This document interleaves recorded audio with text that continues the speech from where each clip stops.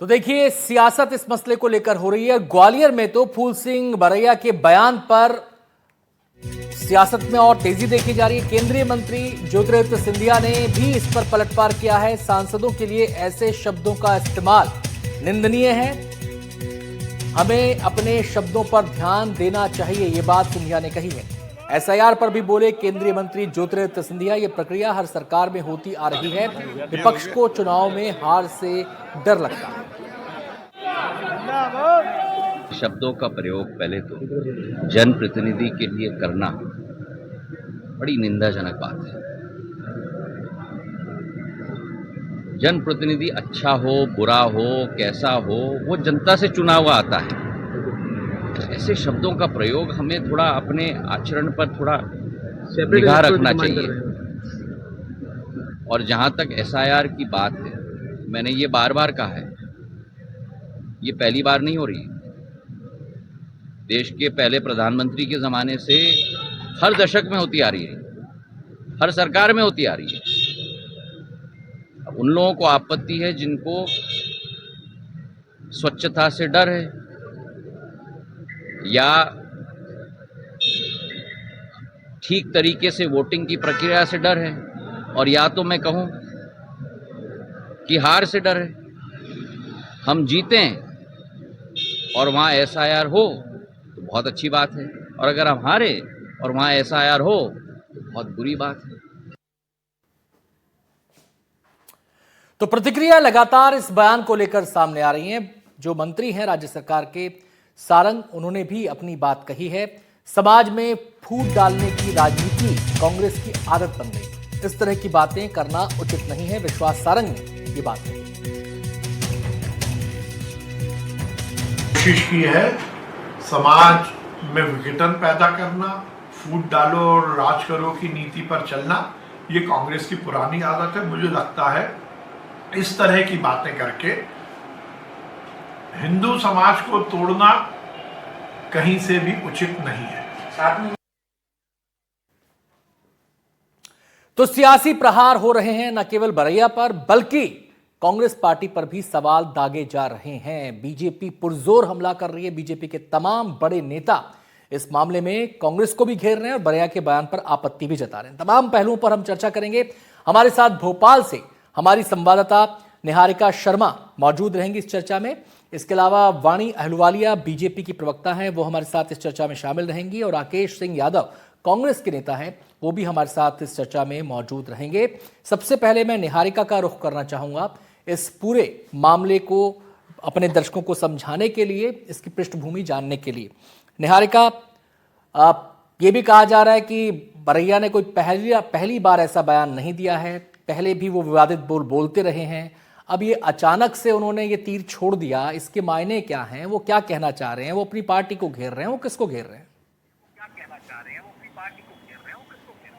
बिल्कुल, देखिए, फूल सिंह बरैया जो कांग्रेस के विधायक हैं, उनका एक विवादित बयान सामने आया है। उन्होंने भोपाल डिक्लेरेशन के मंच से SC ST के जितने भी विधायक और सांसद हैं उन सभी पर निशाना साधा है, और उन्होंने ये कहा है कि जो जॉइंट डिक्लेरेशन है उसके बाद SC ST विधायक और सांसदों की हालत जो है वो जानवरों से जैसी हो जाती है। जानवरों में भी उन्होंने कुत्तों के जैसी बताया, कहा कि वो भी ऐसे कुत्ते जिनकी मुंह पर अगर पट्टी बांध के रख दे तो जब वो पट्टी हटाए तो वो भौंकना भी भूल जाते हैं, काटना तो बहुत दूर की बात है। जॉइंट डिक्लेरेशन में रहने के कारण ये स्थिति बन जाती है, इसीलिए बेहतर होगा कि सिंगल डिक्लेरेशन यानी कि सेपरेट डिक्लेरेशन में रहे, ना कि जॉइंट डिक्लेरेशन। इसके बाद से लगातार भाजपा कांग्रेसियों को घेरने की कोशिशों में लगी हुई है। केंद्रीय मंत्री ज्योतिरादित्य सिंधिया हो, कैबिनेट मंत्री विश्वास सारंग हो, या फिर अन्य दूसरे मंत्री हो, विधायक हो भाजपा के, वे सभी कांग्रेस को घेरने में लगे हुए हैं। और उनका यही कहना है कि इस तरह का ये जो बयान है ये शर्मनाक है। सांसदों की, विधायकों की तुलना कुत्तों से करना बिल्कुल सही नहीं है। जी जॉइंट डिक्लेरेशन इलेक्टोरल की वो बात कर रहे हैं, सेपरेट डिक्लेरेशन इलेक्टोरल की वो बात कर रहे हैं। क्या चाहते हैं? मतलब इस बयान के क्या माने? सेपरेट से क्या मतलब है? अलग से इनके चुनाव कराए जाएं, अलग से इनका जो निर्वाचन क्षेत्र हो? बिल्कुल, देखिए यही जो उनका बयान है उससे यही समझ में आ रहा है कि उनके जितने भी चुनाव है वो सेपरेट किए जाए, उन्हें सेपरेट विंडो हर जगह मिले ताकि लोगों को समझ में आ सके कि SC ST और जो SC ST वर्ग के लोग हैं उनको किस तरह से ट्राई करना है, उन्हें किस तरह से ट्रायल पर रखना है और साथ ही में किस तरह से उन्हें उनके पद देना है। यही उनके बयान से साफ हो रहा है, जिसके चलते ज्योतिरादित्य सिंधिया हो या कैलाश विश्वास सारंग, उन्होंने यही कहा है कि अगर इस तरह से बात करते हैं तो ये गलत है। एक तरफ हम लोग सभी की एक समान तुलना कर रहे हैं, दूसरी तरफ अगर उन्हें जॉइंट डिक्लेरेशन नहीं चाहिए, सेपरेट डिक्लेरेशन चाहिए, तो फिर ये कई सवाल उनकी कैपेबिलिटी पर भी खड़ा करता है। जी आते हैं निहारिका आपके पास। राकेश जी का रुख कर लेते सबसे पहले, क्योंकि उन्हीं के नेता ने ये बयान दिया है। राकेश जी, पार्टी का स्टैंड है या आपके नेता का स्टैंड है? पार्टी पर हमला है, व्यवस्था पर हमला है, संविधान पर हमला है? किस तरीके से देखते हैं आप? समाज में वैमनस्य बढ़ाने वाला बयान है, अलगाव बढ़ाने वाला बयान है, कैसे देखते हैं आप इसे? देखिए, शब्द कठोर हो सकते हैं, उनकी अभिव्यक्तियों में जो शब्द हैं वो हो सकता है कि वो अत्यधिक कठोर हो, लेकिन व्यवस्था पे हमला नहीं है, भारतीय जनता पार्टी पर और RSS पे हमला है। सीधा सीधा उनका कहना है कि जब आदिवासियों की जो व्यवस्था है उनको वनवासी बोलने की क्या आवश्यकता है? क्यों भारतीय जनता पार्टी उनको वनवासी सिद्ध करना चाहती है? क्यों उनकी अस्मिता समाप्त करना चाहती है? क्यों उनको जिस रूप में वो रहते हैं राकेश जी, उन्होंने SC ST विधायकों की तुलना एक जानवर विशेष से की है जिसके मुंह पर पट्टा बंधा हुआ है, ना वो भौंक सकता है ना वो काट सकता है। इसमें एक मिनट से मेरा सवाल सुन लीजिए पहले। इसमें कोई लाग लपेट के बात नहीं कर रहे हैं, वो सीधी स्ट्रेट बात कर रहे हैं। वो ज्वाइंट डिक्लेरेशन, ज्वाइंट इलेक्टोरल की बात कर रहे हैं, वो सेपरेट इलेक्टोरल की बात कर रहे हैं कि हमारी अलग विंडो होनी चाहिए। ये तो भाई, अगर इसको हम व्यवस्था पर हमला ना कहें, संविधान के खिलाफ क्या ये बात नहीं? क्या संविधान इस बात की परमिशन देता है? आप कह रहे हैं कि बीजेपी RSS पर हमला कर रहे हैं, वो सीधे सीधे इस व्यवस्था पर सवाल उठा रहे हैं। अब मैं बोल सकता हूं जी बिल्कुल, अनुमति हो तो, है ना जी। कई लोकोक्तियों के मुहावरे होते हैं किसी बात को कहने के, किसी व्यक्ति का क्या सोच होता है, किन शब्दों में कहता है, लेकिन उसका अर्थ विभिन्न अर्थों में अगर निकाल के आप ये बोलेंगे कि संविधान पे हमला है, ये संविधान पे हमला नहीं है। सीधा सीधा ज्वाइंट डिक्लेरेशन में अगर बात हो रही है और सिंगल डिक्लेरेशन की अगर वो बात कर रहे हैं तो वो व्यवस्था की बात कर रहे हैं। उसमें सिंगल डिक्लेरेशन SC ST के लिए होना चाहिए, आदिवासियों के लिए भी होना चाहिए। इसमें कोई गलत नहीं बोल रहे हैं, शब्द गलत हो सकते हैं। मैंने पहले ही बोला कि पार्टी का स्टैंड वो नहीं है कि ऐसे शब्दों में अपनी बात को रखा जाए, लेकिन बात जहां जा रही है, जो बीजेपी का शासन है केंद्र में, राज्य में, कई स्टेट में, सब जगह बीजेपी है। अगर वहां SC ST सुरक्षित नहीं है, उनकी स्थिति बहुत खराब हो रही है, उनकी स्थिति ऐसी है कि वो उसका पीड़ा को इन शब्दों में व्यक्त कर रहे हैं, तो ये बड़ा विचारणीय प्रश्न है। इसको क्रिटिसाइज कर सकते हैं। आप उनके साथ हैं, पार्टी उनके साथ है, उनके बयान से सहमत है? देखिए, मेरी बात आप पूरी नहीं करने दे रहे हैं। आप आपकी बात मेरे मुंह से खिलवाना चाह रहे हैं, तो फिर बहस का मतलब ही नहीं। या आप बीजेपी की बुराई सुनना नहीं चाहते हैं तो फिर तो मैं बोल ही नहीं सकता। ये कोई मसला नहीं है सर, बीजेपी की बुराई सुनना ना सुनना, मुझे बीजेपी से कोई मतलब नहीं है। बीजेपी वाले भी बैठे, वो अपनी बात का जवाब दे देंगे। मैं तो आपसे सीधा सवाल कर रहा हूं, उस सीधे सवाल के जवाब में आप घुमा घुमा के बातें कर रहे हैं, मैं उस पर आपत्ति कर रहा हूं। मैंने आपसे सिंपल सवाल पूछा कि आप बरैया जी के साथ हैं, पार्टी का स्टैंड है, ये मैंने सीधा सवाल पूछा, इसका सीधा जवाब दे दीजिए। सामने अगर सच बोल रहे हैं और सच आपको सुनना ही नहीं है, आप घुमा फिरा के बोल रहे हैं, घुमा फिरा के तो आप बात कर रहे हैं। चलिए अपनी बात पूरी कर लीजिए, अपनी बात पूरी कर लीजिए। कि उनके चेहरे पे पेशाब की जाती है मध्य प्रदेश में, उस बात को तो आप बात का जिक्र नहीं करते हैं। मध्य प्रदेश में दुर्गति हो रही है, आदिवासियों की मार के गाड़ दिया जाता देवास के पास, उस बात का आप जिक्र नहीं कर रहे हैं। ये कौन कर रहा है? किसका शासन है 20 साल से मध्य प्रदेश में? भारतीय जनता पार्टी का है ना। तो अगर उसके खिलाफ कोई बात बोली जाती, कड़वे शब्दों में बोली जाती, मैं शब्दों का समर्थन नहीं कर रहा हूं, मैंने पहले ही बोला, ना कांग्रेस पार्टी उन शब्दों का समर्थन कर रही है, लेकिन उसका भावार्थ जो निकल रहा है उसका समर्थन कर रहे हैं कि आदिवासियों SC ST की दुर्गति है, और उसको सुधारने के लिए अगर कोई कोशिश करता है तो किसी को क्या तकलीफ होना चाहिए? चलिए, आपने अपना पॉइंट रख दिया कि आप भाषा के समर्थन में ले, लेकिन बात वो ठीक कह रहे हैं, आप यही कहना चाह रहे हैं ना सर? कंक्लूड जी। चलिए, मैं बीजेपी प्रवक्ता का रुख कर लेता हूं। हमारे साथ वाणी अहलूवालिया जी मौजूद हैं। वाणी जी, इन्होंने तो उनके जो भाषण की, उनके जो बयान की तोप है, उसका मुंह आपकी तरफ मोड़ दिया है कि आपके शासन में अत्याचार हो रहा है, इसलिए वो ये बात कह रहे हैं। आपकी प्रतिक्रिया इस पर क्या है? देखिए मैं सबसे पहले संक्रांत की शुभकामनाएं दूंगी आपके सभी श्रोताओं को और इस मंच पर भी उपस्थित विद्वान जनों को। जो जनप्रतिनिधि असंतुलित भाषण देते हैं, अमर्यादित बयान देते हैं, उनकी राजनीति कितने निम्न स्तर की होती है, आज एक उदाहरण हमारे सामने स्पष्ट हो गया है। और वो कांग्रेस के एक जनप्रतिनिधि है, तो हमको ये भी स्पष्ट हो गया कि उनकी विचारधारा पर ये कितने अडिग है। ये नेहरू जी के जमाने से यही बंटवारे वाली विचारधारा है, वर्गीकरण करने की विचारधारा, और एक बहुत ही निम्न स्तर का एक प्रयोग जिसमें जो हमारे मूल निवासी हैं वनवासी क्षेत्र के, उनको बेदखल करना हिंदू समाज से, ये बहुत ही निंदनीय कृत है। बट हमारा देश संविधान से चलता है।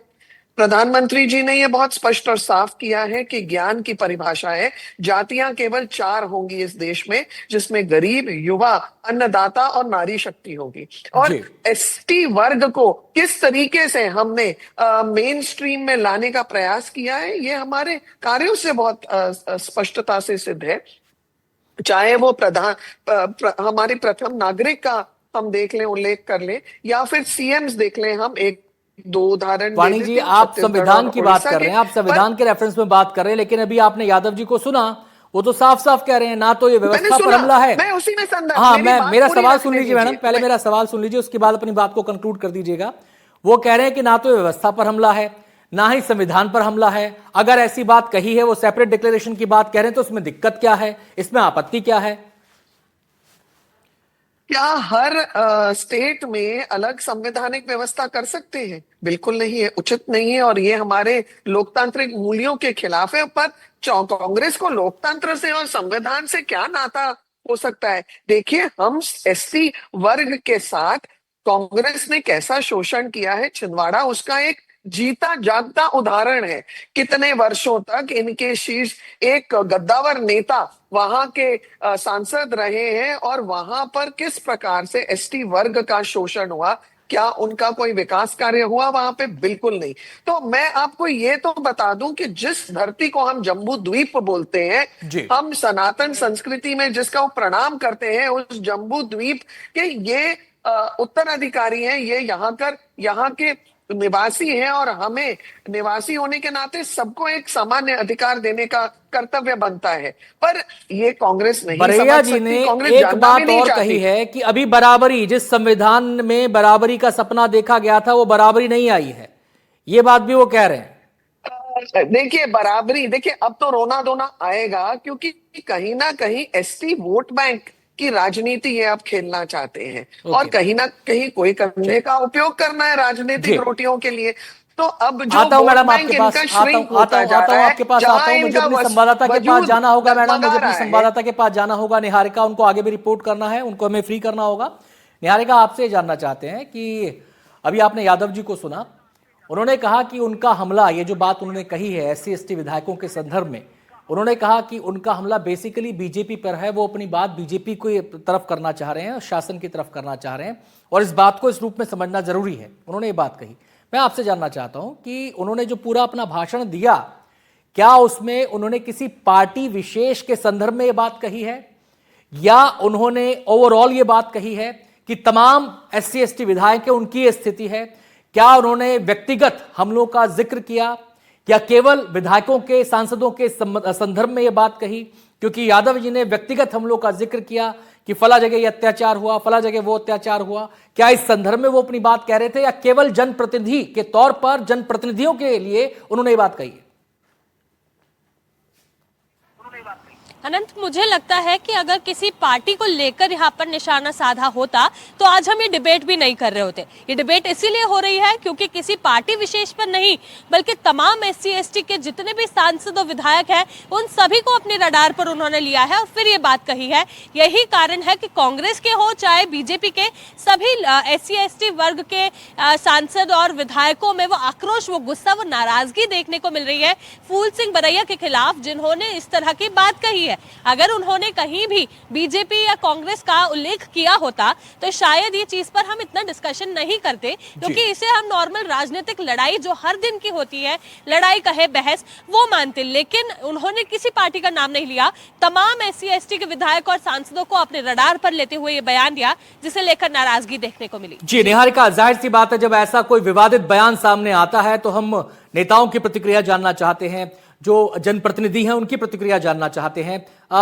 उस दायरे में किस तरीके से लोग रिएक्ट कर रहे हैं? देखिए, बिल्कुल जैसे हमने देखा, लोगों का रिएक्शन बड़ा ही आक्रोशित था, क्योंकि जैसे कि उन्होंने कहा SC ST वर्ग के विधायक हो या सांसद हो, उन सभी की तुलना उन्होंने एक विशेष वर्ग के जानवर से की, वो भी वो जिसके मुंह पर पट्टी बंधी हो, और वो पट्टी जब हटाए तो वो बोलना, यानी कि अपनी जो भी आवाज है, चाहे फिर वो भौंके चाहे कुछ भी, वो भी करना भूल जाए, काटना तो बहुत दूर की बात है। इस तरह के शब्द उन्होंने जब इस्तेमाल किए, वो भी खुले मंच से, और वो भी तब जब भोपाल का डिक्लेरेशन कार्यक्रम चल रहा था, जो विशेष तौर पर SC ST वर्ग के लोगों के लिए था, तो वहां पर लोगों की नाराजगी देखने को मिली। यही कारण था कि जो SC ST वर्ग के विधायक है, सांसद है, उन लोगों में भी नाराजगी देखने को मिली, और जो बड़े मंत्री है, केंद्रीय मंत्री हो चाहे कैबिनेट मंत्री, उन लोगों ने भी निशाना साधा, और भाजपा को तो एक मौका मिल गया कांग्रेस को घेरने के लिए। चलिए, मैं यादव जी का रुख करना चाहूंगा। निहारिका, शुक्रिया आपका, तमाम जो उस न्यूज रिपोर्ट को आपने कवर किया, उसके बाद जो वहां पर बातें हैं वो आपने दर्शकों के सामने रखी, ताकि क्लैरिटी मिले कि बात कहां किस संदर्भ में हो रही थी। बहुत बहुत शुक्रिया निहारिका आपका। अब हम यादव जी का यहां पर रुख कर लेते हैं। यादव जी, क्या बरैया जी से इस बारे में पार्टी की बात हुई है? देखिए, ये मुझे संज्ञान में नहीं है कि बरिया जी से उस संबंध में कोई चर्चा हुई है या नहीं हुई है, क्योंकि सार्वजनिक मंच से सभी नेता वहां मौजूद थे। अगर उस बात का अर्थ जैसा कि आप उसका विस्तृत विवरण कर रहे हैं कि बीजेपी के खिलाफ नहीं है, सिर्फ सांसदों विधायकों के खिलाफ है, SC ST के खिलाफ है, ऐसा होता तो वहां इतने सारे लोग मौजूद थे, वहां सभा में कोई भी आपत्ति ले सकता था। सब उस बात का अर्थ और महत्व समझ रहे थे, इसलिए वहां कोई इस बात को लेके किसी भी तरह का वाद विवाद नहीं था। वाद विवाद उसके बाद शुरू हुआ। रहा सवाल दूसरा भी, बीजेपी के प्रवक्ता बोल रहे थे कि 4 जातियां हैं, शायद इनको संविधान का नॉलेज नहीं है। संविधान के अनुसार ही जातियों में आरक्षण की व्यवस्था है, जो संविधान का एक अंग है। जाति कोई व्यक्ति नहीं बनाता, कोई प्रधानमंत्री नहीं बनाता। संविधान पढ़ेंगे तो समझ जाएंगे जातियों की कैसी व्यवस्था है, और देश में हमेशा रहेगी। जातियों में कोई बांटता नहीं है, जातियों की व्यवस्था हमारे संविधान में दी गई है। रहा सवाल जो SC ST वर्ग के विधायक हैं, सांसद है, चाहे बीजेपी के हों, कांग्रेस के हों, या कहीं भी उनको दबाया कुचला जा रहा है, तो उनके लिए अगर उनसे संबंधित कोई सांसद विधायक आवाज उठा रहा है, सिंगल डिक्लेरेशन की बात कर रहा है, तो उस बात को सभी पार्टियों को समझना चाहिए। क्यों कर रहे हैं, क्या दिक्कतें हैं, क्या परेशानियां हैं। बीजेपी में भी हम SC ST के विधायक, चलिए, आप तो सर यादव जी, आप तो ये भाव समझ गए कि वो उनका भाव क्या है, वो कितना उनका भाव जो है किस संदर्भ में, आप ये भाव समझ गए, बाकी किसी को समझ में नहीं आ रहा। ठीक है, ये बात आप कह रहे हैं। अब इस भाव को समझते हुए मैं आपसे एक सवाल कर रहा हूं, क्या पार्टी के स्तर पर इस तरीके की मांग बुलंद की जाएगी? देखिए, पार्टी के स्तर पर तो शुरू से ये मांग होती है। SC ST के जो विधायक हैं, सांसद नहीं, सिंगल डिक्लेरेशन, सिंगल विंडो व्यवस्था, मैं इस लेवल पे बात कर रहा हूं। आप उनका भाव समझ गए हैं कि वो किस भाव में बात कर रहे हैं, तो मैं इसलिए कर रहा हूं कि जीतू पटवारी जी से आप जब बात करेंगे और जब आप अपने आला नेताओं से बात करेंगे, तो आपको लगता है कि वो जायज स्टैंड ले रहे हैं, तो पार्टी के स्तर पर उठाएंगे आप? अब मैं एक छोटा सा सवाल पूछूं, सिंगल डिक्लेरेशन का अर्थ क्या होता है, आप बता दीजिए, आप क्या पूछना चाह रहे हैं? मुझे तो मालूम है क्या है। सिंगल विंडो की वो बात कर रहे हैं, सिंगल विंडो में वो बात ये कर रहे हैं कि जहां पर उनके लिए अलग व्यवस्था हो, वो अलग तरीके से अपनी बात कह सके। साफ कह रहे हैं वो अपने बयान में, इसने समझने समझाने की क्या बात है? विंडो क्या होता है बताइए ना, आपको समझ है ना। अरे सर, सिंगल विंडो में बता तो रहे हैं कि एक अलग व्यवस्था हो। अलग व्यवस्था नहीं है श्रीमान जी। सिंगल विंडो, सिंगल डिक्लेरेशन का मतलब है उनके अधिकार और हितों की रक्षा करना। जरा पढ़िए उसको। अरे सर, अधिकारों की रक्षा करना वो किस लिए कह रहे हैं? वो कह रहे हैं ज्वाइंट डिक्लेरेशन में संभव नहीं है। अब इस बात को भी तो कनेक्ट कीजिए। परिभाषा समझा रहा हूँ। हाँ, मैं भी आपको समझा रहा हूँ, सुन लीजिए पहले। वो कह रहे हैं कि ज्वाइंट डिक्लेरेशन में ये व्यवस्था संभव नहीं है, इसलिए सिंगल विंडो होनी चाहिए। आप तय करेंगे व्यवस्था, सिंगल डिक्लेरेशन बनाएंगे। मैं तो कुछ तय ही नहीं कर रहा, मैं तो उनका बयान रिपीट कर रहा हूं आपके सामने। आपको बता रहा हूं सिंगल। अरे सर, गुस्सा मत कीजिए, शांत हो जाइए। मैं उनका बयान बार बार रिपीट कर रहा हूं, मैं अपनी तरफ से कुछ नहीं कह रहा। मुझे कुछ नहीं पड़ी, मुझे पॉलिटिक्स नहीं करनी, मुझे किसी वोट बैंक को एड्रेस नहीं करना। मैं उनका बयान रिपीट कर रहा हूं बार बार आपको, उसके मायने आप समझा दीजिए। सिंगल डिक्लेरेशन की परिभाषा ही पूछिए। अभी कुर्सी छोड़ चलिए, वाणी जी कुछ कहना चाह रही हैं, वाणी जी कुछ कहना चाह रही हैं, हो गया सर यादव जी, वाणी जी कुछ कहना चाह रही हैं, वाणी जी लास्ट कमेंट, उसके बाद समापन बहुत करेंगे। स्पष्ट है जी, बहुत स्पष्ट है कि कांग्रेस की इतिहास, नीतियों और शासन का जो अनुभव है, इन्हीं के शासित प्रदेशों में समाधान का अभाव है। इन्होंने कहीं भी एससी चेहरों को प्रमुख तौर पर नेतृत्व की क्षमता नहीं समझा है, और इसीलिए ये विडंबना है इनके बयानों में। कहीं इनके आका इनको घोड़ों की प्रजाति के रूप में देखते हैं, कहीं जितू पटवारी गिरगिट लेके आ जाते हैं, और आज इनके जनप्रतिनिधि ने इनको कुत्तों से समान गिनती की है। चलिए, तो बहुत बहुत शुक्रिया, बहुत बहुत कांग्रेस एक शुक्रिया जू है सभी मेहमानों जिसमें का। अजीब और गरीब प्राणी है। वाणी जी इतना ही समय है, यादव जी इतना ही समय है। बहुत बहुत शुक्रिया आप दोनों मेहमानों का, अपनी बात हमारे सामने रखने के लिए, अपना नजरिया हमारे सामने रखने के लिए बहुत बहुत शुक्रिया आपका।